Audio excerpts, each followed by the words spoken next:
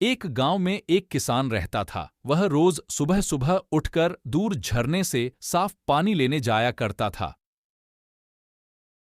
इस काम के लिए वह अपने साथ दो बड़े घड़ीडीढीहे ले जाया करता था, जिन्हें वह एक डंडे में बांधकर अपने कंधे पर दोनों तरफ लटकाकर लाया करता था। इस काम के लिए वह अपने साथ दो बड़े घड़ीडीढे ले जाया करता था, जिन्हें वह एक डंडे में बांधकर अपने कंधे पर दोनों तरफ लटकाकर लाया करता था। उनमें से एक घड़ा कहीं से थोड़ा सा फूटा था और दूसरा एकदम सही। इसी वजह से रोज घर पहुंचते पहुंचते किसान के पास 1.5 घड़ीढा ही पानी बच पाता था। ऐसा होना नई बात नहीं थी, इसको 2 साल बीत चुके थे।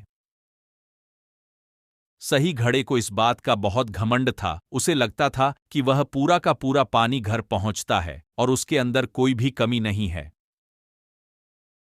वहीं दूसरी तरफ फूटा हुआ घड़ा इस बात से बहुत शर्मिंदा रहता था कि वह आधा पानी ही घर पहुंचा पाता है और किसान की मेहनत बेकार चली जाती है। एक दिन की बात है, वह बहुत दुखी और उदास था। जब परेशानी हद से बढ़ गई तो उसने फैसला किया कि वह किसान से माफी मांगेगा।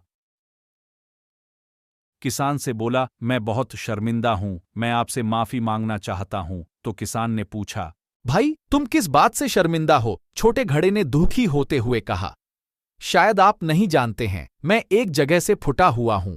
पिछले 2 सालों से मुझे जितना पानी पहुंचाना चाहिए था, मैं सिर्फ उसका आधा ही पहुंचा पाया हूं। मेरे अंदर यह बहुत बड़ी कमी है, इस वजह से आपकी मेहनत बर्बाद होती रही है।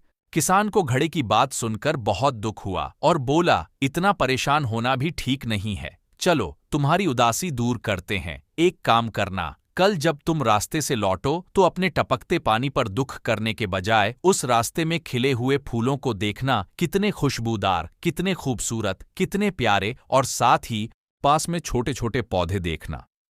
घड़े ने किसान की बातें मनाने का फैसला किया। रास्ते भर सुंदर फूलों का देखता हुआ आया।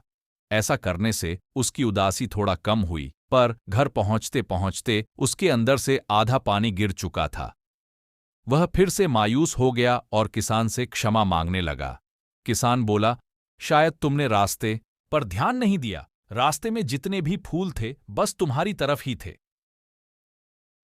सही गड्ढे की तरफ एक भी फूल नहीं थे। जानते हो ऐसा क्यों? क्योंकि मैं हमेशा से तुम्हारे अंदर की कमी को जानता था। मैंने उसका लाभ उठाया।